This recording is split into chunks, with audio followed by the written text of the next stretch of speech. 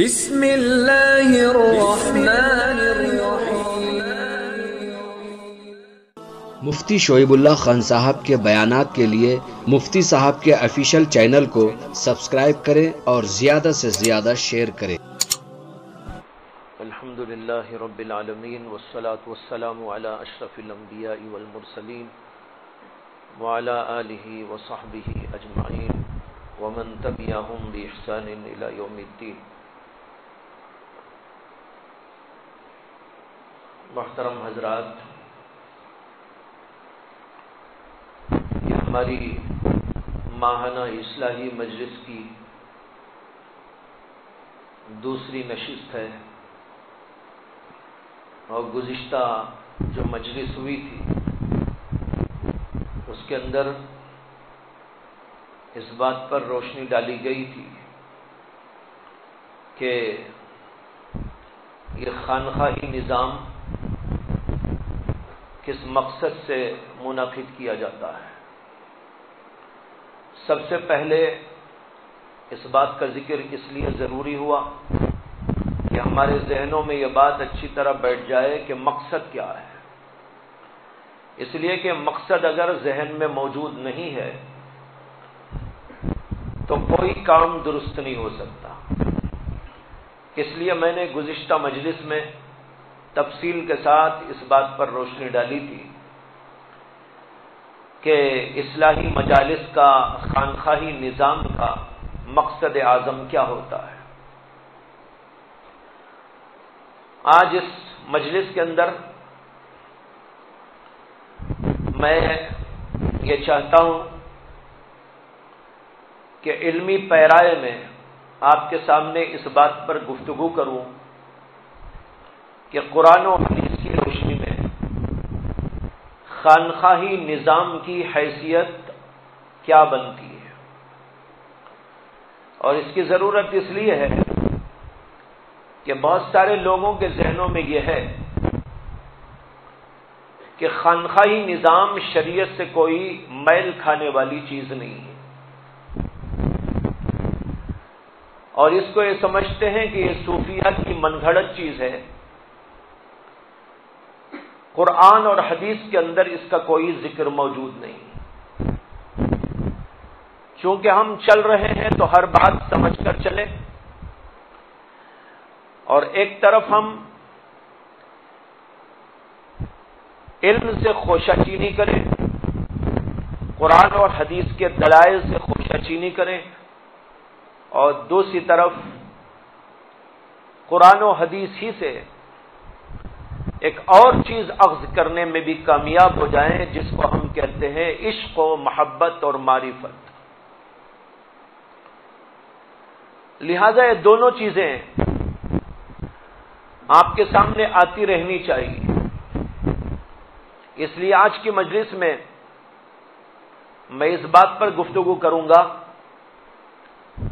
کہ یہ تصوف اور سلوک قرآن اور حدیث کی روشنی میں کیا حکم رکھتا ہے اور اس کا کیا درجہ ہے۔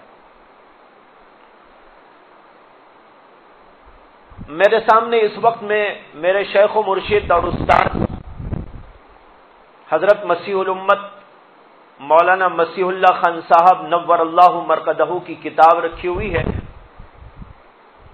اور اس کا نام ہے شریعت و تصوف۔ اس کتاب کا آغاز ہو رہا ہے، میں اس کا کچھ حصہ آپ کے سامنے پڑھنا چاہتا ہوں۔ اس میں حضرت شروع کرتے ہوئے لکھتے ہیں، شریعت کا وہ جز جو اعمال باطنی سے متعلق ہے اس کو تصوف و سلوک کہتے ہیں، اور شریعت کا وہ جز جو اعمال ظاہریہ سے تعلق رکھتا ہے اس کو فقہ کہتے ہیں۔ ہم یہ اچھی طرح جانتے ہیں کہ نبی اکرم صلی اللہ علیہ وسلم سے پوری شریعت آئی، پورا دین آیا، اور اس پورے دین کے اندر جہاں ظاہری احکام دیے گئے وہیں پر باطنی احکام بھی دیے گئے۔ دونوں چیزیں شریعت کے اندر موجود ہیں۔ کچھ احکام وہ ہیں جو ہمارے ظاہر سے تعلق رکھتے ہیں، کچھ احکام وہ ہیں جو ہمارے باطن سے تعلق رکھتے ہیں، دونوں شریعت مطہرہ کے اندر موجود ہیں۔ شریعت کا وہ جز جو ظاہری احکام سے تعلق رکھتا ہے، حضرات فقہا اس سے بحث کرتے ہیں اور اس کا نام ہے علم الفقہ۔ نماز کیسے پڑھی جائے، وضو کیسا کیا جائے، روزے میں کیا واجبات ہیں، کیا فرائض ہیں، زکوٰۃ کن کن چیزوں کی دی جائے گی اور کس طرح دی جائے گی اور کن اموال سے دی جائے گی اور کن لوگوں کو دی جائے گی۔ اسی طریقے پر بیع اور تجارت کے بہت سارے احکامات، نکاح کے، خلا کے، طلاق کے مسائل، شرکت اور مزاربت کے احکام، ایک لمبی چوڑی یہ بہت لمبی فہرست ہے جس کے اندر شریعت کے ظاہری احکامات کو بتایا گیا ہے۔ ماشاءاللہ علماء کی ایک کثیر تعداد موجود ہے، طلباء کی تعداد موجود ہے، اور سب جانتے ہیں کہ فقہ کا یہ حصہ مدارس کے اندر پڑھایا جاتا ہے اور بڑے اہتمام کے ساتھ میں پڑھایا جاتا ہے۔ دوسرا حصہ شریعت کا وہ ہے جو ہمارے باطن سے تعلق رکھتا ہے۔ حضرات صوفیہ نے اس کا ایک نام رکھ دیا، سلوک و تصوف۔ ظاہر بات ہے کہ قرآن میں، حدیث میں تمام احکامات آئے ہیں، اس کے اندر ظاہری احکامات بھی ہیں اور اس کے اندر باطنی احکامات بھی موجود ہیں۔ نام رکھ دیا گیا ایک علم کا یہ اور ایک علم کا وہ، جیسے اس کے علاوہ بھی بہت سارے علوم شریعت سے نکلے ہوئے ہیں اور ان کا نام موجود ہے۔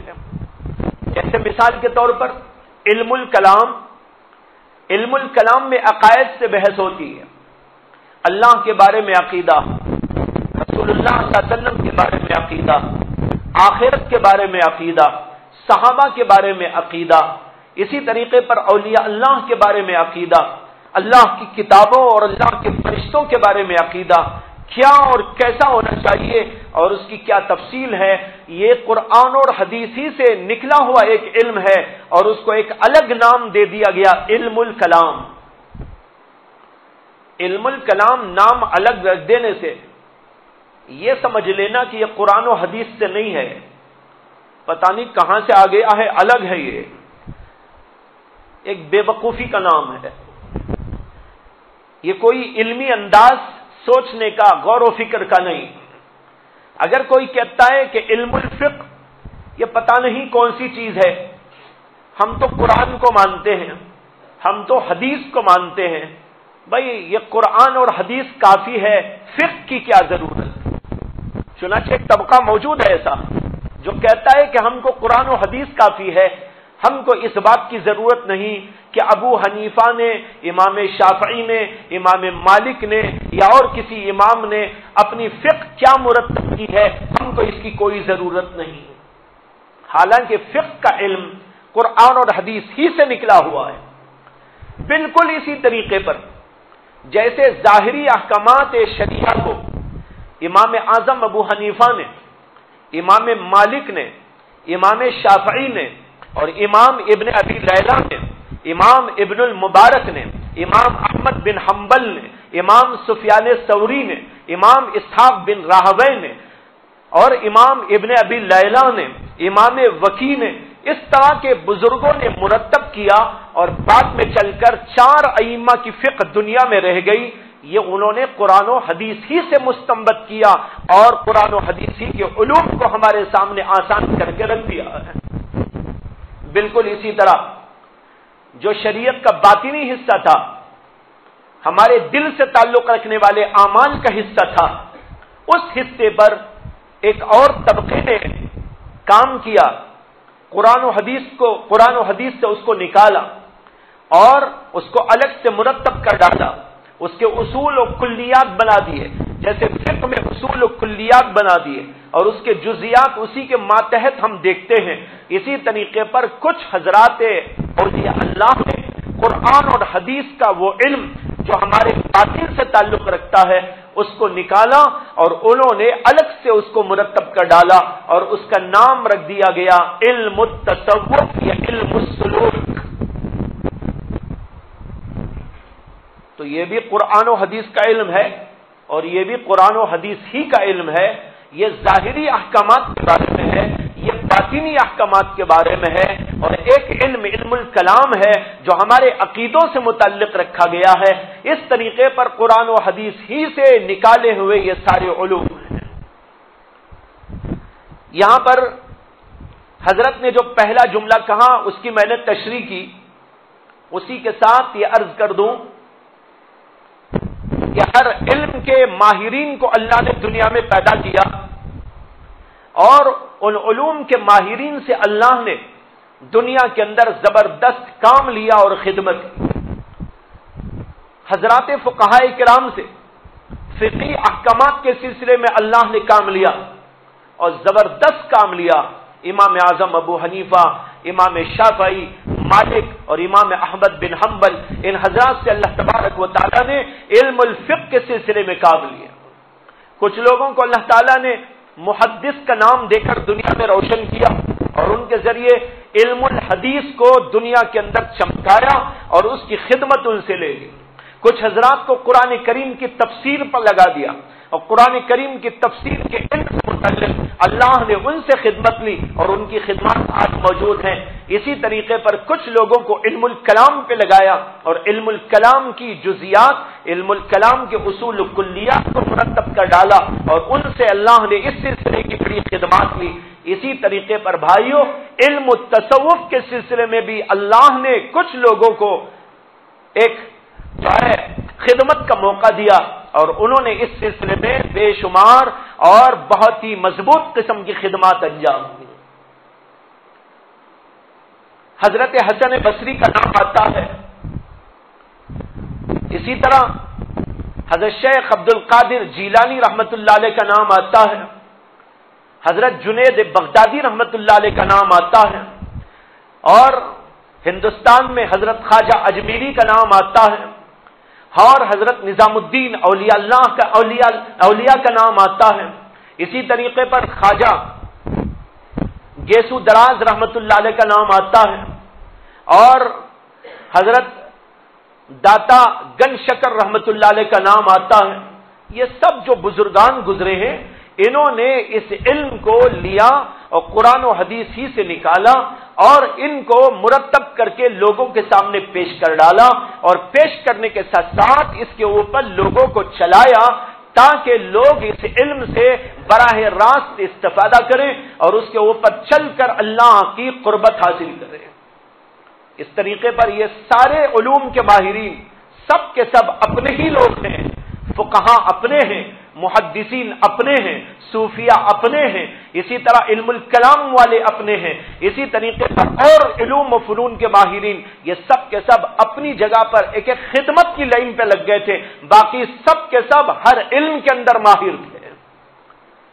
اس کا مطلب یہ نہیں ہے کہ فقہاء علم التصوف سے عاری و خالی تھے، اس کا مطلب یہ نہیں ہے کہ حضرات صوفیہ علم الفقہ سے بیگانہ تھے، اس کا مطلب یہ نہیں ہے کہ علم الکلام کے ماہر متکلمین علماء حدیث اور تفسیر سے نابلد تھے اور جو حضرات مفسرین تھے وہ علم التصوف سے خالی تھے، یہ مطلب نہیں۔ سب کے سب ان علوم کو جانتے تھے اور ان علوم سے فائدہ انہوں نے حاصل کیا ہے، لیکن اللہ نے کسی کو کسی کام پہ لگا دیا، کسی کو کسی کام کے اوپر لگا دیا۔ امام اعظم ابو حنیفہ کو فقہ میں لگایا تو مطلب یہ نہیں ہے کہ وہ حدیث نہیں جانتے تھے۔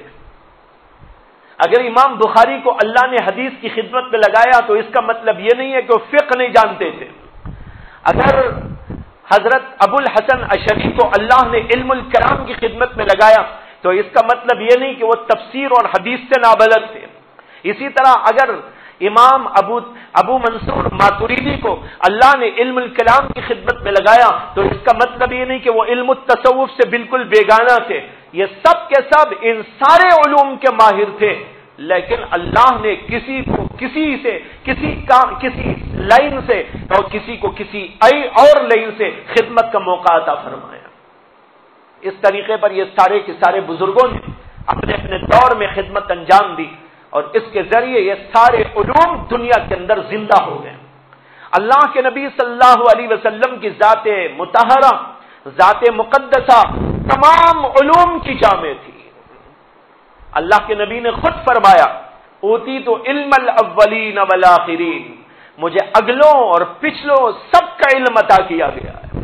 آپ کی ذات جامع ترین ذات، آپ سے تمام علوم نکلے ہیں اور تمام علوم نکلنے کے بعد جو اللہ کے نبی علیہ السلام کے امتی ہیں ان میں کسی نے کسی کو اپنا موضوع بنایا، کسی اور نے دوسرے کو موضوع بنایا، تیسرے نے تیسرے کو موضوع بنایا، چوتھے نے چوتھے کو موضوع بنایا. اس طریقے پر اللہ کے نبی کی ذات سے نکلنے والے تمام علوم کو، تمام فنون کو اللہ نے قیامت تک کے لیے تابندہ اور زندہ رکھنے کے لیے ایک سبیل تیار کروا دی. اس طرح تمام علوم دنیا میں موجود ہیں. اب آتے ہیں آگے. حضرت نے آگے لکھا ہے کہ اس علم کا موضوع ہے تہذیب اخلاق اور اس کی غرض و غایت رضائے الہی ہے. یہ علم جس کا نام تصوف ہے، سب سے پہلے ہم کو جان لینا چاہیے کہ اس علم کا موضوع کیا ہے. موضوع کے معنی ہے وہ چیز جس سے بحث ہوتی ہے. اس علم میں کس چیز سے بحث ہوتی ہے؟ ایک آدمی ڈاکٹری پڑھتا ہے تو ڈاکٹر بننے والا کس علم کو پڑھتا ہے اور اس علم کا موضوع کیا ہے؟ اس علم کا موضوع ہے انسان کا جسم صحت مند کب ہوتا ہے، بیمار کب ہوتا ہے، بیماری کے آثار کیا ہوتے ہیں، بیماری کے لوازمات کیا ہوتے ہیں، بیماری کی اقسام کیا ہوتی ہیں، بیماریوں کا علاج کیا ہوتا ہے. یہ سب جاننے والے کا نام ڈاکٹر ہے. ڈاکٹر انسان کے جسم پر طاری ہونے والے آثار سے بحث کرتا ہے. اسی طریقے پر اور مختلف علوم و فنون والے اپنے اپنے علم کے متعلق گفتگو کرتے ہیں. سوال یہ ہے کہ علم التصوف کا موضوع کیا ہے؟ یہاں کس چیز سے بحث ہوتی ہے، کس چیز کو موضوع بنایا جاتا ہے؟ حضرت نے لکھا ہے اس علم کا موضوع ہے تہذیب اخلاق. انسان کو اللہ تبارک و تعالی نے دو قسم کے اخلاق عطا کیے ہیں، ایک اچھے اخلاق، ایک برے اخلاق. قرآن کریم کے اندر اس کا تذکرہ موجود ہے. فَأَلْهَمَهَا فُجُورَهَا وَتَقْوَاهَا. انسان کے نفس کے اندر اللہ نے فجور و تقوی دونوں کا الہام کیا ہے. فَأَلْهَمَهَا فُجُورَهَا وَتَقْوَاهَا. فجور پیدا ہوتا ہے برے اخلاق سے، تقوی پیدا ہوتا ہے اچھے اخلاق سے. اس سے معلوم ہوا کہ اللہ نے دونوں کا مادہ انسان میں رکھا ہے. انسان چاہے تو اچھا بھی بن سکتا ہے، انسان چاہے تو برا بھی بن سکتا ہے. اس کے اندر اچھے اخلاق اور برے اخلاق دونوں کا مادہ رکھا ہوا ہے، لیکن اس کو اس کے ساتھ حکم دیا گیا ہے. آگے اللہ نے فرمایا فَأَلْهَمَهَا فُجُورَهَا وَتَقْوَاهَا قَدْ أَفْلَحَ مَنْ زَكَّاهَا وَقَدْ خَابَ مَنْ دَسَّاهَا. جس آدمی نے اپنے نفس کو پاک کر لیا، صاف کر لیا، کس بات سے؟ یعنی اخلاقی برائیوں سے، اخلاقی گراوٹوں سے، اس کے اندر کے فسق و فجور کے آثار سے، ان سب چیزوں سے پاک و صاف کر لیا، وہ آدمی کامیاب ہو گیا. اور جو آدمی کے اپنے نفس کو انہی گندگیوں میں لتھڑا رہنے دیا، وہ آدمی ناکام ہو گیا. قد افلح من زکاہا وقد خاب من دساہا. معلوم ہوا کہ یہ دونوں قسم کے اخلاق انسان کے اندر رکھے گئے اور اس کے بعد اس کو حکم دیا گیا کہ اپنے اخلاق کو پاک کرو، اپنے اخلاق کو صاف کرو، اپنے اندر کی گندگیوں کو باہر نکالو، اپنے آپ کو اس طرح بناؤ کہ ظاہر و باطن تمہارا بہت ہی اچھا اور عمدہ ہو جائے. اس کو کہتے ہیں تہذیب اخلاق، یعنی اپنے اخلاق کو مہذب بنانا، اپنے اخلاق کو ٹھیک ٹھاک بنانا، اپنے اخلاق کو پاک و صاف کر لینا. جب آدمی یہ کرے گا تو سمجھیے کہ شریعت کا وہ جز وہ پورا کر رہا ہے جس کے لیے اللہ تبارک و تعالی نے اس کے دل کے اندر یہ اخلاق کا پہلو رکھا تھا. تو اس علم التصوف کا موضوع ہے تہذیب اخلاق. اب سوال یہ ہے کہ ہم تہذیب اخلاق کرنے کے بعد اس سے کیا پائیں گے اور اس کی غرض کیا ہے، اس کی غایت کیا ہے، اس کا مقصد کیا ہے؟ حضرت لکھتے ہیں کہ اس کی غرض و غایت ہے رضائے الہی۔ رضائے الہی پانے کے لیے یہ سب کچھ محنت، اس لیے کہ اگر انسان کا نفس گندگیوں میں لٹڑا رہا، برائیوں میں پڑا رہا، تو پھر وہ اللہ تبارک و تعالیٰ کی رضا کبھی نہیں پا سکتا۔ اللہ کی رضا حاصل کرنے کے لیے اس کو اپنے آپ کو پاک و صاف کرنا ہوگا، اپنے دل کو پاک و صاف کرنا ہوگا۔ اسی مقصد کے لیے اس کو کام کرتے ہوئے اللہ کی رضا پانا ہے، اس لیے اس کا مقصد ہے اللہ تبارک و تعالیٰ کی رضا پانا۔ یہ لکھنے کے بعد حضرت نے آگے لکھا ہے، گویا کہ تصوف دین کی روح و معنی و کیف و کمال کا نام ہے۔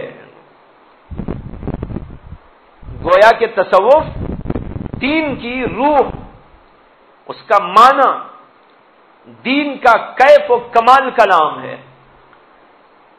دیکھیے ایک آدمی نماز پڑھتا ہے، نماز میں سنتیں کیا ہیں، فرائض کیا ہیں، واجبات کیا ہیں، جھکنا کیسا چاہیے، ہاتھ کیسا باندھنا چاہیے، سجدہ کیسا کرنا چاہیے، اور پیروں کی انگلیاں کیسی رکھنی چاہیے، ہاتھوں کی انگلیاں کیسے رکھنی چاہیے، ہاتھ کہاں پر باندھنا چاہیے، ہاتھ کہاں تک اٹھانا چاہیے، اس کے اندر کیا کیا پڑھنا چاہیے، ثنا پڑھنا چاہیے، سورہ فاتحہ پڑھنا چاہیے، اس کے اندر یہ اوراق اور یہ وظائف پڑھنا چاہیے، التحیات پڑھنا چاہیے، یہ سب کا سب موضوع بحث ہے فقہ کا۔ فقہ ہم کو یہ سب کچھ بتاتا ہے، لیکن بھائی اتنی ہی بات پر شریعت مکمل نہیں ہو جاتی، اس کے ساتھ ایک اور چیز چاہیے کہ جب ہم نماز پڑھیں تو اخلاص چاہیے۔ اگر اخلاص کے بغیر آپ نماز پڑھیں فقہ کے تمام اصول و ضوابط کے مطابق، لیکن نماز آپ کی ادھوری ہے، نماز بیکار ہے، اس لیے کہ اس کے اندر اخلاص موجود نہیں۔ ایک آدمی نماز پڑھتا ہے، انگلیاں کیسے اٹھانا چاہیے، رکھنا چاہیے، اس کا تو پورا خیال ہوتا ہے، لیکن اس کا دل اللہ کی طرف لگا ہوا نہیں ہوتا، خشوع و خضوع سے اس کا دل عاری و خالی ہوتا ہے۔ ایسی نماز بے جان نماز ہوتی ہے۔ یہ جان کہاں سے آئے گی نماز میں؟ یہ آئے گی اخلاص سے، یہ روح آئے گی اس کے اندر خشوع و خضوع کی کیفیت سے، اللہ سے دل لگانے سے، اور پھر اس میں کمال پیدا ہوگا اور کیف اور مزہ بھی آئے گا۔ اس کو حضرت نے کہا گویا کہ تصوف دین کی روح و معنی اور کیف و کمال کا نام ہے۔ جب نماز ایسا پڑھے گا کہ ظاہر کے اعتبار سے ٹھیک ہونے کے ساتھ ساتھ اخلاص اس کے اندر ہوگا، اس کے اندر خشوع ہوگا، خضوع کی کیفیت ہوگی، اور اللہ سے دل لگا کے پڑھے گا، تو تب دیکھو اس کی نماز کی حالت اور اس کی نماز کی کیفیت کیا ہوتی ہے۔ ایک سے ایک کیف ملتا ہے اور ایک جو ہے کمال اس کو حاصل ہوتا ہے۔ بارہا سنایا ہے مجلسوں میں کہ حضرت فضل رحمان گنج مراد آبادی رحمت اللہ علیہ، جو اکابر نقش بندی صوفیہ میں سے تھے، ایک بار ان سے ملاقات کے لیے حضرت حکیم الامت مولانا اشرف علی تھانوی رحمہ اللہ تشریف لے گئے۔ یہ وہ زمانہ تھا کہ مولانا اشرف علی تھانوی صاحب کی عمر صرف 25 برس کی تھی، بالکل جوان تھے، اور حضرت فضل رحمان گنج مراد آبادی اس زمانے کے بڑے اولیاء اللہ اور صاحب کشف و کرامات بزرگوں میں سے تھے۔ ملاقات کے لیے گئے، ملاقات ہوئی، ملاقات کے دوران انہوں نے حضرت تھانوی رحمت اللہ علیہ کے دل کی کیفیت کو جان لیا ہوگا، صاحب کشف و کرامت بزرگ تھے۔ انہوں نے حضرت سے کہا کہ بیٹا میرے جی میں ایک بات آتی ہے، میں تم سے کہنا چاہتا ہوں۔ حضرت نے کہا جی حضور فرمائیے۔ تو کہا کہ میرے جی میں آتا ہے کہ میں تم سے کہہ دوں کہ میں جب نماز پڑھتا ہوں اور سجدے میں جاتا ہوں تو مجھے ایسا لطف و مزہ آتا ہے جیسے اللہ نے گود میں اٹھا کے پیار کر لیا ہو۔ اللہ اکبر! یہ کیا کیف تھا، یہ کیا نماز کی کیفیت اور حالت تھی، کیا ان کو نماز کے اندر لذت اور مزہ آ رہا تھا، اس بات کا اندازہ اس واقعے سے آپ کر سکتے ہیں، اور اسی کو سامنے رکھتے ہوئے حضرت کے اس جملے کو سمجھ سکتے ہیں، گویا کہ تصوف دین کی روح و معنی اور کیف و کمال کا نام ہے۔ ظاہر کے ساتھ، سنتوں کی پابندی کے ساتھ، فرائض کے اہتمام کے ساتھ، استحباب کے رعایت کے ساتھ دل کی کیفیتوں کو بھی پورے طور پر ابھارنے اور ان جذبات و خیالات کو اپنے دل کے اندر بیدار کرنے کی ضرورت ہوتی ہے، اسی کا نام دراصل تصوف۔ آگے کہتے ہیں جس کا کام باطن کو رذائل یعنی اخلاق ذمیمہ سے نکال دینا اور اس کے اندر نیکیاں اور کمالات کا پیدا کر دینا۔ یہ تو ہوا تصوف کا معنی اور مطلب، اور یہ بھی اس کے ساتھ آپ کو ثابت ہو گیا کہ یہ آیا کہاں سے ہے، علم شریعت ہی سے آیا ہے۔ کہتے ہیں کہ جب یہ بات اچھی طرح واضح ہو گئی کہ تصوف و طریقت دین و شریعت کے خلاف نہیں ہے بلکہ شریعت ہی کے ایک جز کا نام ہے، تو اسی سے تصوف کی ضرورت بھی ثابت ہو گئی۔ حضرت حکیم الامت مولانا اشرف علی تھانوی رحمت اللہ علیہ لکھتے ہیں، ہر مسلمان پر بعد تصحیح عقائد و اصلاح ظاہری فرض ہے کہ اپنے اعمال باطنی کی اصلاح کرے، عقیدہ صحیح کرے، اور پھر اس کے بعد اپنے ظاہری اعمال کو درست کرے، نماز روزہ اور جو کچھ کہ وہ کرتا ہے، اس کے ساتھ اس کے اوپر فرض ہے کہ اعمال باطنی کی اصلاح کرے۔ قرآن مجید میں بے شمار آیات اور احادیث میں بے انتہا روایات اس کی فرضیت پر صراحتاً دلالت کرتی ہیں۔ اس کے بعد جو حضرت نے بیان کیا ہے اس کا خلاصہ میں اپنے الفاظ میں بیان کرنے کی کوشش کرتا ہوں کہ قرآن و حدیث سے بات ثابت ہے کہ ظاہری اعمال کے ساتھ باطنی اعمال کی ضرورت ہے۔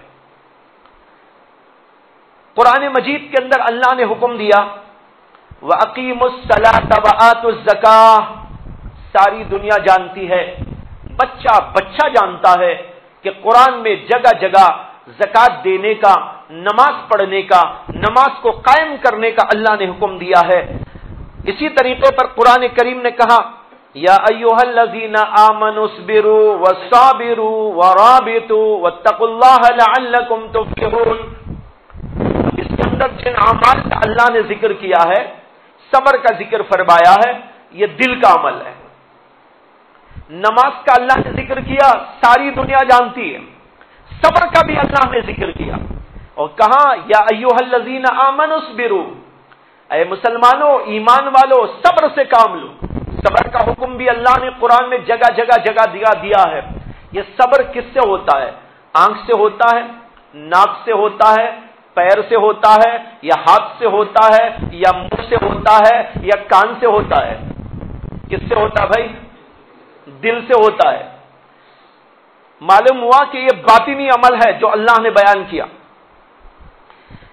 اسی طرح قرآن کریم کے اندر اگر آپ کو یہ ملتا ہے کہ اللہ فرماتے ہیں کتب علیکم الصیام، تمہارے اوپر روزوں کو فرض کیا گیا ہے، اور یہ بھی اس کے اندر ملتا ہے وَلِلَّهِ عَلَى النَّاسِ حِجُّ الْبَيْتِ، بندوں پر یہ بھی ضروری ہے کہ اللہ کے لیے حج کریں، تو وہیں پر ہم کو یہ بھی ملتا ہے کہ اللہ کہتے ہیں یحبہم ویحبونہ، اور اللہ کہتے ہیں والذین آمنوا اشد حبا للہ، مومن بندے اللہ سے بے پناہ محبت کرتے، یحبہم ویحبونہ، اور اللہ ان کو چاہتا ہے اور یہ اللہ کے بندے اللہ کو چاہتے ہیں۔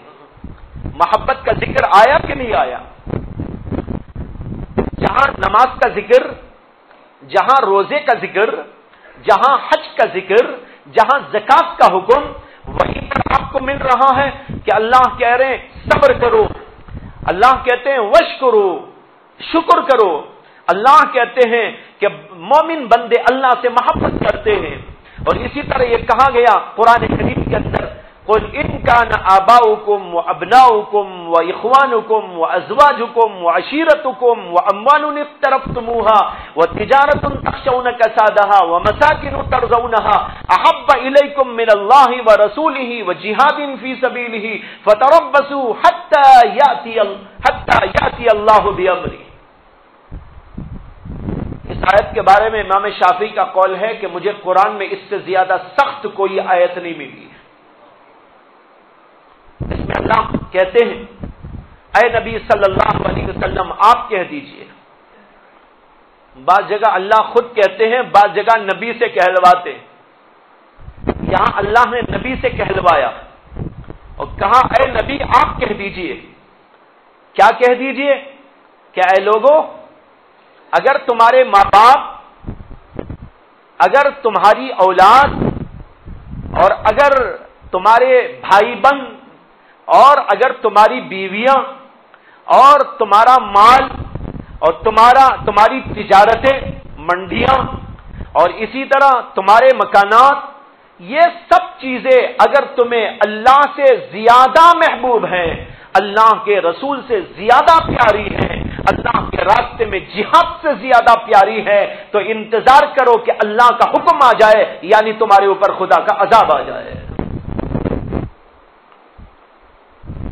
اس کے اندر کہا گیا ہے کہ اگر اللہ کی محبت سے زیادہ، رسول کی محبت سے زیادہ، ماں باپ کی محبت اور اولاد کی محبت، بیویوں کی محبت اور بھائی بہن لوگوں کی محبت، یا مال و تجارت کی محبت، مکانات کی محبت، جائیداد کی محبت، ان سب چیزوں کی محبت اللہ اور اللہ کے رسول کی محبت سے غالب ہے، تو پھر خدا کا عذاب تم پر آ سکتا ہے۔ اس لیے امام شافعی نے کہا کہ اس سے زیادہ سخت آیت قرآن پاک کے اندر مجھے کوئی اور نہیں ملی۔ اس کے اندر صاف حکم ہے کہ محض اللہ سے محبت ہی نہیں، اللہ سے غالب محبت رکھنا چاہیے۔ یہ حکم اللہ نے دیا، اس کا تعلق بھی ہمارے دل سے ہے، محبت اللہ کی دل میں ہوتی ہے۔ تو کئی چیزیں آپ کے سامنے آئی۔ اسی طرح قرآن کریم کے اندر ہم کو یہ بھی ملتا ہے کہ اللہ تعالیٰ کہتے ہیں منافقین کے بارے میں اذا قاموا الى الصلاة قاموا کسالى، جب منافق لوگ نماز کے لیے کھڑے ہوتے ہیں تو سست انداز سے کھڑے ہوتے ہیں، قاموا کسالى، سستی کے ساتھ، غفلت کے ساتھ کھڑے ہوتے ہیں، نماز میں سوتے ہیں، نماز میں ایسے کھڑے ہوئے ہیں، ڈھیلے ڈھالے سے کھڑے ہیں، احساس تک ان کو نہیں ہے کہ کس کے سامنے کھڑے ہیں، اللہ کے سامنے کھڑے ہیں، جلیل الشان خدا کے سامنے کھڑے ہیں، اور احکم الحاکمین کے دربار میں کھڑے ہیں۔ اس کا کوئی احساس کیے بغیر نماز کو کھڑے ہوتے ہیں تو کسالہ کھڑے ہوتے ہیں، یعنی سستی و غفلت کے ساتھ میں کھڑے ہوتے ہیں۔ معلوم ہوا کہ نماز تو پڑھے لیکن نماز کے اندر چستی نہ ہو، یہ بھی اللہ کو پسند نہیں ہے، یہ منافقین کی علامت ہے۔ لیکن ہم غور کریں اپنے آپ پر کہ یہ اعمال ہمارے اندر آ گئے ہیں۔ نماز ظاہری عمل ہے، نماز کے اندر یہ چستی کا ہونا باطنی عمل ہے۔ نماز میں ہاتھ اٹھانا، رکوع کرنا، سجدہ کرنا، اٹھنا اور جھکنا، اور اس کے اندر کچھ پڑھنا، یہ سب کے سب ظاہری اعمال ہیں، اور اس کے اندر باطنی عمل یہ ہے، ایک اخلاص ہے، خشوع اور خضوع ہے، اللہ کی محبت ہے، اللہ سے تعلق ہے، اس کے ساتھ میں چستی کے ساتھ کھڑے ہو کے نماز پڑھے اور اللہ کے سامنے اس طریقے پر کھڑے جیسے کہ کسی بادشاہ کے سامنے کھڑا ہوتا ہے، بلکہ یہ تو بادشاہ نہیں، یہ بادشاہوں کا بادشاہ ہے۔ روایتوں میں آتا ہے کہ حضرت زین العابدین رحمہ اللہ، جو حضرت سیدنا امام حسین رضی اللہ تعالی عنہ کے صاحبزادے ہیں، تابعی لوگوں میں سے ہیں، بہت بڑے عالم، جلیل الشان عالم ہیں، اور اپنے زمانے کے امام ہیں، اور شیعہ لوگ جن کو 12 امام کہتے ہیں، ان 12 اماموں میں ایک امام یہ بھی ہے، وہ انہی کے امام نہیں، وہ تو پوری دنیا کے امام ہیں۔ حضرت امام زین العابدین رحمت اللہ علیہ کہتے ہیں، کتاب العظمہ کتاب ہے امام ابو الشیخ رحمہ اللہ کی، اس کتاب کے اندر یہ واقعہ لکھا ہے کہ حضرت زین العابدین رحمت اللہ علیہ جب وضو کرنے کے لیے بیٹھتے تھے تو ان کا چہرہ فق ہو جاتا اور چہرے پر عجیب کیفیت ڈر کی، گھبراہٹ کی، پریشانی کی ہو جاتی۔ ان سے کسی نے پوچھا کہ حضرت جب بھی آپ کو ہم دیکھتے ہیں کہ وضو کرتے ہیں تو آپ کا چہرے کا رنگ اڑ جاتا ہے، آپ کے اوپر دہشت طاری ہو جاتی ہے، ایسا لگتا ہے کہ آپ خوف زدہ ہو چکے ہیں، آخر کیا بات ہے؟ تو انہوں نے اس کے جواب کے اندر کہا، ارے تمہیں خبر نہیں وضو کرنے کے بعد کہاں جانا ہے؟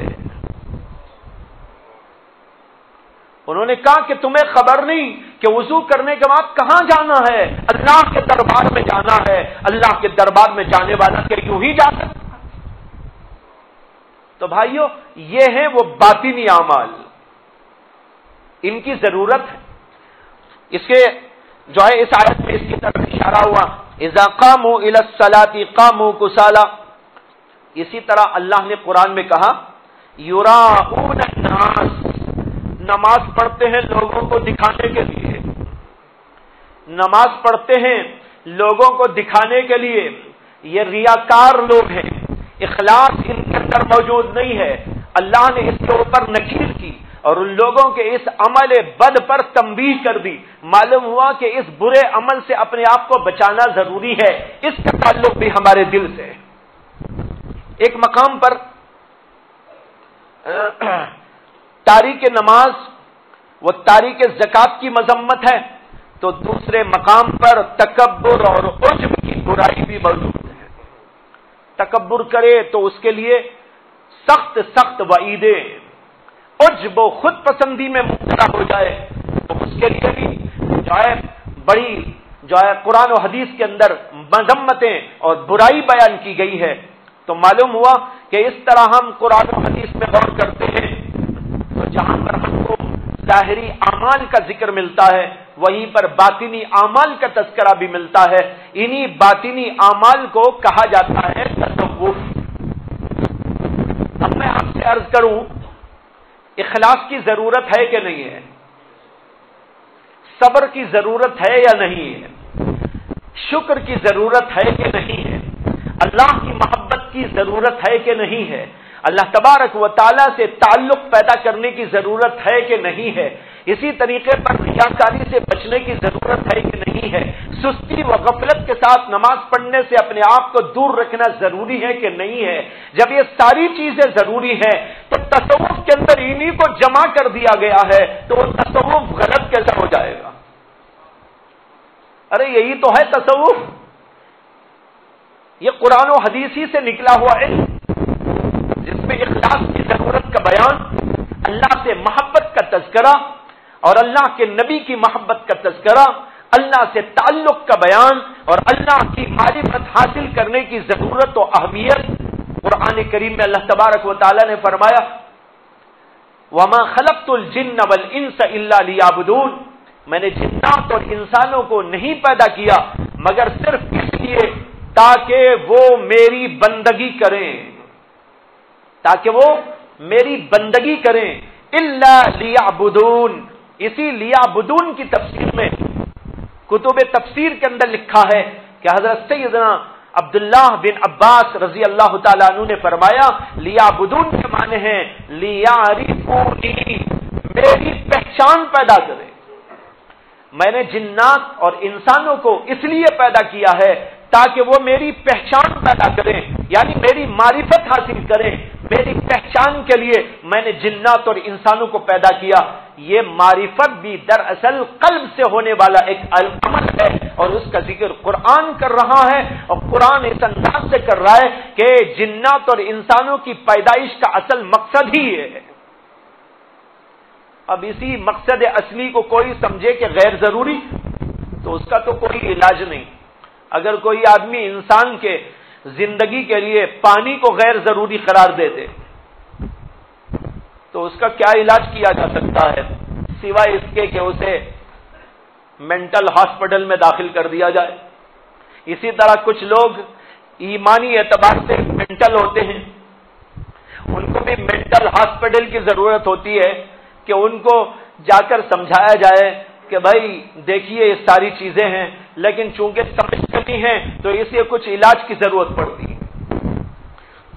ان ساری چیزوں سے یہ بات واضح طور پر سامنے آ گئی جس کو آج میں پیش کرنا چاہ رہا تھا کہ قرآن و حدیث کی روشنی میں ہمارے سامنے یہ بات اچھی طرح آ جائے کہ تصوف اور سلوک کے نام سے حضرات صوفیہ اور مشائخ جس علم کو پیش کرتے ہیں اور خانقاہی نظام کے تحت اسی علم کو حاصل کیا جاتا اور اس علم پر عمل کرنے کی فکر و توجہ دلائی جاتی ہے، یہ علم بھی قرآن و حدیث ہی سے ماخوذ علم ہے اور اس کے اوپر چلنا اسی طرح فرض ہے جیسے کہ فقہ کی کتاب کے اوپر ہماری زندگی کا عمل ہونا ضروری. اس کے اندر لکھا ہوا جو موجود ہے نماز کے بارے میں، روزے کے بارے میں، زکات کے بارے میں، حج کے بارے میں اور اس کی تفصیلات، اس کے اوپر زندگی گزارنا جیسے ہمارے لیے ضروری، اسی طریقے پر یہ بھی انتہائی ضروری ہے کہ ہم دل کے اعتبار سے تصوف کے اندر بیان کیے ہوئے علوم کو اپنے دل کے اوپر داخل کریں اور اس سے استفادہ کرتے ہوئے دل کو اسی طرح کا بنائیں. تو اب دل پر محنت دو طرح کی ہوتی ہے جو خلاصے کے طور پر ہمارے سامنے آئی بات تہذیب اخلاق کے عنوان کے تحت کہ جو برائی ہے ہمارے دل میں ان برائیوں کو ہم نکالیں. ہمارے اندر تکبر ہے، عجب ہے، خود پسندی ہے، ریاکاری ہے، حسد ہے، کینہ ہے، بغض ہے، لوگوں سے نفرت و کدورت و عداوت کے جذبات ہیں. یہ ساری برائیاں موجود تو ان برائیوں کو اپنے دلوں سے کھرچ کر نکالیں، حسد کو نکالیں، بغض کو نکالیں، دنیا کی محبت کو نکالیں، تکبر کو نکالیں، حب جاہ کو نکالیں، حب مان کو نکالیں، شہوات کو نکالیں، خواہشات کو نکالیں، حسد اور کینے اور بغض کو نکالیں اور ریاکاری کے مادے کو نکالیں. ان سب چیزوں کو دل سے کھرچ کے نکال دیں اور اس کی جگہ پر ہم اس کے اندر نیکیوں کو داخل کریں. اخلاقی نیکیاں دل کے اندر جو ہونی چاہیے، اس کے اندر اخلاص ہو، للہیت ہو، اس کے اندر اللہ کی محبت ہو، اس کے اندر اللہ سے تعلق ہو، اس کے اندر صبر کا مادہ ہو، اس کے اندر شکر کا مادہ ہو اور اس کے اندر اعتماد اللہ ہو، اس کے اندر انابت کی کیفیات ہو، اس کے اندر توجہ اللہ کا جذبہ موجود ہو. یہ سب کی سب چیزیں دل کے اندر آنی چاہیے. جب یہ دل کے اندر آ جائیں گی وہ دل بن جائے گا اور اسی کو قلب سلیم کہتے ہیں. اور قلب سلیم کے اوپر میں نے کئی ہفتے بیان کیا تھا بیدواری کی مجلس کے اندر، وہ موجود ہے، اس کو سنا جا سکتا ہے کہ کیا چیز ہمارے دل میں ہونا چاہیے اور کن چیزوں سے اپنے دل کو ہمیں پاک و صاف کرنا چاہیے. جب اس طرح ہم دل کو پاک و صاف کریں گے، اس کا نام ہے تہذیب اخلاق. یہاں آنے وہ بیٹھنے اور سننے اور رہنے کا اصلی مقصود یہی ہے کہ ہمارے دلوں کی یوں اصلاح ہو جائے. تھوڑی دیر کے لیے ہر آدمی اپنے دل پر توجہ ڈالے اور غور کرے. میں نے گزشتہ بار ایک پرچی دی تھی، اصلاحی پرچی. کسی کے پاس ہے یہاں؟ بہت سارے لوگ نئے بھی ہیں.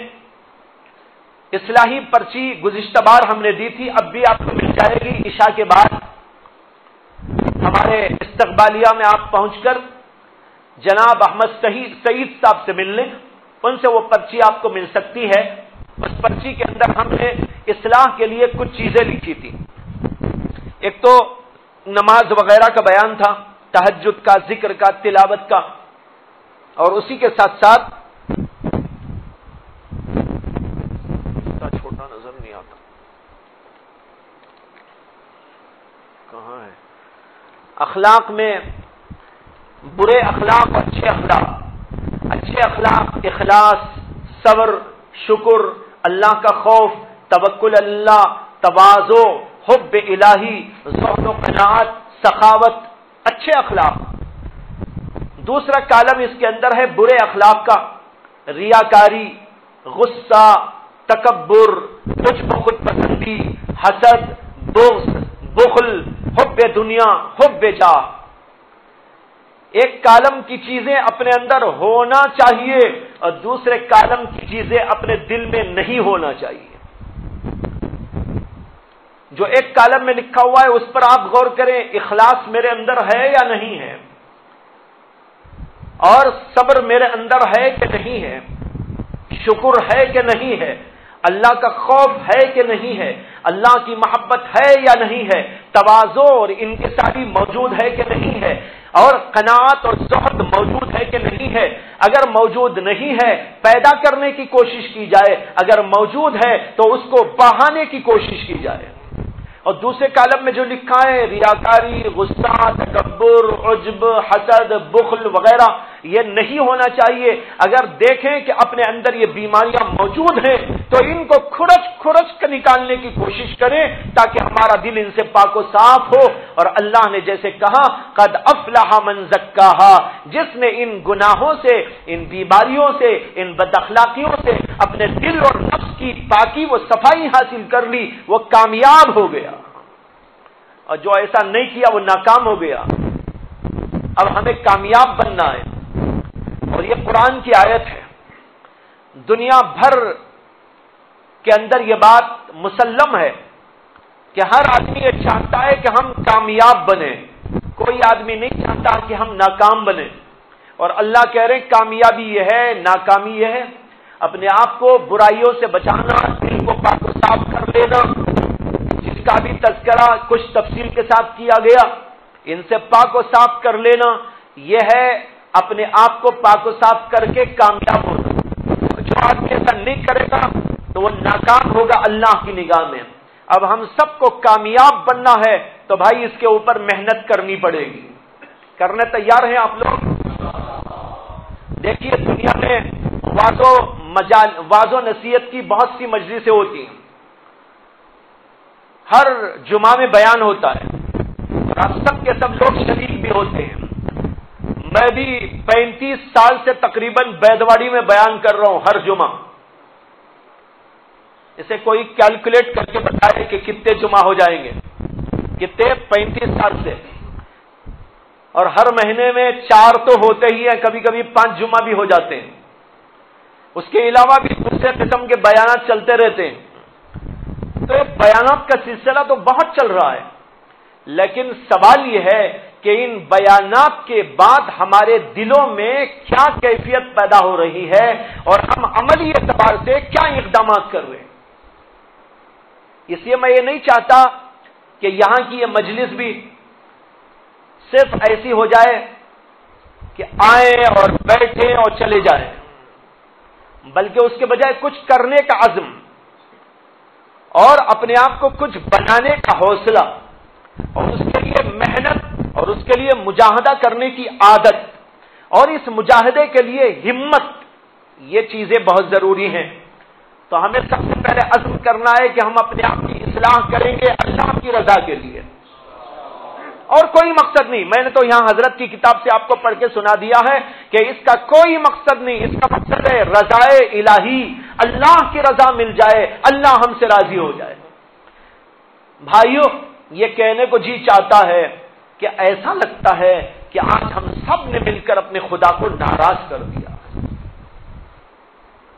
نمازیں چھوڑی جا رہی ہیں، نماز پڑھنے والے ریاکارانہ نماز پڑھ رہے ہیں، کوئی آدمی سستی و غفلت کے ساتھ میں پڑھ رہا ہے اور کبھی پڑھ رہا ہے کبھی چھوڑ رہا ہے، اور ذکر کی عادت نہیں، تلاوت کا کوئی جو ہے سلسلہ نہیں، اور اسی طرح دل میں کبھی تکبر بھرا ہے، کبھی حسد بھرا ہے، کبھی بغض بھرا ہوا ہے، آپس میں عداوتیں چل رہی ہیں، یہاں سے وہاں تک ایک دوسرے کی دشمنیوں کا سلسلہ جاری ہے، نہ اللہ سے تعلق نہ مخلوق سے رشتہ ہمارا صحیح. ایسی صورت میں کیا اللہ کی رضا ہم کو نصیب ہو جائے گی؟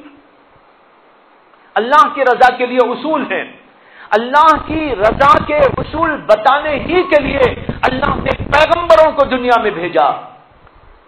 پیغمبر دنیا میں آئے، ان کو لوگوں نے بڑی تکلیف دی، بہت ایذائیں دی، مارا اور پیٹا، بعض کو قتل کیا، باغ کے اوپر آرے چلائے، ہمارے نبی علیہ السلام کو راستے میں کانٹے بچھا دیے گئے اور آپ کے گلے مبارک کے اندر چادر ڈال کے کھینچا گیا اور آپ کے سجدے کی حالت کے اندر آپ کے جسم مبارک پر گندی اوجھڑی لا کے ڈال دی گئی اور پتہ نہیں کیسی کیسی آپ کو تکلیفیں پہنچائی گئی، لیکن اللہ کے نبی کو یہ سب کچھ اس لیے برداشت کرنا پڑا کہ ہم کو اور آپ کو یہ بتا کے جائیں کہ اللہ سے رضا حاصل کرنے کا طریقہ کیا ہے۔ اس کے لیے اتنا سب کچھ ہوا اور آج ہم اسی کو چھوڑ کے بیٹھ گئے۔ کھانے پر ہم نے اکتفا کر لیا، پینے پر ہم نے اکتفا کر لیا، کچھ ظاہری عبادتوں پر ہم نے اکتفا کر لیا، وہ بھی الٹی سیدھی پڑھ کے ہم نے اپنے آپ کو تسلی دے ڈالی کہ ہم نے سب کچھ کر لیا ہے۔ آج ضرورت ہے اس بات کی کہ ہم سب مل کر اللہ کی جناب میں توبہ کریں۔ اے اللہ، اب تک ہم نے بڑی ہی نافرمانی آپ کی کر کے آپ کو بہت ناراض کیا ہے۔ آج ہم سب کے سب معافی مانگ کر آپ کی رضا حاصل کرنے کے لیے جمع ہو گئے۔ کریں گے بھائی؟ اب آپ کو رات میں یہاں گزارنا ہے، جب تک سونا ہے سوئیے، لیکن رات میں اٹھیے اور اس کے اندر اللہ کی عبادت کیجیے اور اللہ کو راضی کرنے کے لیے رو رو کر گڑ گڑا کر اللہ سے معافی طلب کیجیے۔ آج کی رات اسی کے لیے آپ وقف کر دیجیے، اس میں آپ کو لذت بھی آئے گی، حلاوت اور مٹھاس ایمان کی آپ کو نصیب ہوگی، سجدے کی لذت آپ کو نصیب ہوگی، رکوع کی لذت آپ کو نصیب ہوگی اور اللہ کے سامنے روئیں گے پلائیں گے، اللہ کی رضا اس سے نصیب ہوگی۔ آج کا دن، آج کی رات آپ کو اس طرح یہاں پر گزارنا ہے اور یہاں سے گزار کر جب آپ جائیں تو پھر آئندہ ماہ تک کے لیے یہ پرچیاں بھی اپنے ساتھ لے جانا ہے اور جاتے ہوئے وہاں آپ کو کام یہ کرنا ہے کہ وقتاً فوقتاً اٹھا کے دیکھتے رہیں اخلاص آ گیا کہ نہیں آ گیا۔ چھوٹی سی ایک بات کہہ دوں کہ جن لوگوں کو بی پی ہو جاتا ہے وہ کبھی صبح میں اٹھا کر دیکھتے ہیں کہ بی پی کا کیا حال ہے، شام میں دیکھتے ہیں کہ بی پی کا کیا حال ہے، اور جن کو شوگر ہو جائے وہ بھی 1 2 دن 4 دن 5 دن کے اندر ٹیسٹنگ کرتے رہتے ہیں، گھر میں رکھ لیا۔ پہلے تو ڈاکٹروں کے پاس میں جاتے تھے، اب ڈاکٹروں کے پاس جانے کے بجائے خود بھی گھروں میں کچھ رکھ کر جو ہے وہ خود ہی ٹیسٹنگ کرتے ہیں۔ میں بھی کرتا رہتا ہوں، اس لیے آپ کو بول رہا ہوں۔ کبھی کہتا ہوں کہ ارے بھائی وہ بی پی دیکھنے کے لیے لاؤ، دیکھ لیا، اب اس میں کچھ بڑی ہے کہ گھٹی ہے اندازہ کیا جا رہا ہے۔ اسی طرح آپ کو اپنے اخلاص کا، اپنی محبت الہی کا اور دیگر چیزوں کا اور اس کے مخالف جو چیزیں ہیں، ریاکاری، حسد، بغض، تکبر، ان سب چیزوں کا تھوڑا تھوڑا وقتاً فوقتاً جائزہ لینے کے لیے یہ پرچی کو آپ کو سامنے لانا چاہیے۔ آ گیا کہ اخلاص نہیں آیا، ارے ابھی تک نہیں آیا، ریاکاری اب تک موجود ہے، اللہ سے معافی طلب کرتے ہوئے اللہ سے یہ بھی التجا کرتے جائیں، اے اللہ اخلاص دینے والا بھی آپ کے سوا کوئی نہیں، میرے تکبر کو نکالنے والا بھی آپ کے سوا کوئی نہیں، میرے اندر سے برائی کو نکالنے والا کوئی نہیں، مجھ کو عطا کر دیجئے اور آپ مہربانی کر دیجئے اور میرے اوپر کرم فرما دیجئے۔ اللہ تعالیٰ سے رو رو کر گڑ گڑا کر ان چیزوں کا سوال کریں۔ اس طریقے پر آج آپ کو یہاں گزارنا اور بعد بھی اس طریقے پر رہنے کی کوشش کرنا ہے۔ تو بھائیو، آج میں سمجھتا ہوں کہ آپ نے علمی پیرائے میں بھی یہ اچھی طرح سمجھ لیا ہوگا کہ آج ہم لوگ جس کام کے لیے بیٹھے ہیں اور مشائخ اپنی اپنی جگہ پر جس کام کو کرتے جا رہے ہیں وہ قرآن و حدیث کی روشنی میں، قرآن و حدیث ہی سے نکلے ہوئے علم کے مطابق ہے۔ اس کے اندر کوئی بات خلاف شرع نہیں ہے، اور جو باتیں خلاف شرع بعض من گھڑت صوفیاء نے، غیر محقق صوفیاء نے اس علم کے اندر داخل کر دی تھی، ہمارے اکابر دیوبند اللہ ان کی خدمات کو چاند لگا دے اور ساری دنیا اور سارے عالم میں ان کی خدمات کو پہنچا دے۔ ان بزرگوں نے خدمت کر کے دکھا دیا اور بتا دیا دودھ کا دودھ، پانی کا پانی۔ حضرت حکیم محمد اشرف علی تھانوی رحمۃ اللہ علیہ نے تصوف کے موضوع پر اتنا کام کیا کہ بعض علماء نے کہا کہ وہ مجدد فی التصوف تھے، وہ مجدد فی التصوف تھے، سلوک تصوف کے مجدد تھے۔ انہوں نے کام کر کے بتایا کہ اس میں کون کون سی باتیں لوگوں نے من گھڑت داخل کر دی اور کون کون باتیں وہ ہیں جو قرآن و حدیث کے ذریعے سے چیزیں ہمارے سامنے آئی ہیں تو سب کچھ ماشاءاللہ موجود ہے. اس کے لیے آپ کے سامنے یہ تھوڑا سا علمی کلام کیا گیا اور اسی کے ساتھ آپ کو توجہ دلائی گئی کہ ان سب چیزوں کو اپنے اندر پیدا کرنے کی کوشش اور اس کی محنت میں اپنے آپ کو لگاتے رہنا چاہیے. اور بھائی ایک بات, جیسے کہ ابھی میں نے ایک مثال دی, وہ مثال بھی آپ ذہن میں رکھیں. شوگر والا صبح شام دوپہر یا کبھی ایک دن دو دن کے اندر ٹیسٹنگ کرواتا رہتا ہے. بی پی والا بھی جو ہے ایک دن میں دو دن میں اپنے آپ کو دیکھتا رہتا ہے یا ٹیسٹنگ کرواتا رہتا ہے. اسی طریقے پر ایک اور بات سمجھ لیں, مریض جو ہوتا ہے مریض کو روزانہ دوا کھانی پڑتی ہے. اسی طرح ہم سب کے سب مریض ہیں, روزانہ دوا کھانا ہے, روزانہ علاج کرنا ہے. جب تک کہ وہ دل ہمارا دل نہ بن جائے, جب تک کہ اس دل کی کیفیات قرآن و حدیث کے مطابق نہ ہو جائیں, اپنے آپ کو دوا کھلاتے رہنا چاہیے. اس کے لیے محنت کرتے رہیں. اللہ تبارک و تعالی انشاءاللہ ایک نہ ایک دن منزل مقصود تک ہم کو پہنچا دیں گے. وآخر دعوانا ان الحمدللہ رب العالمین.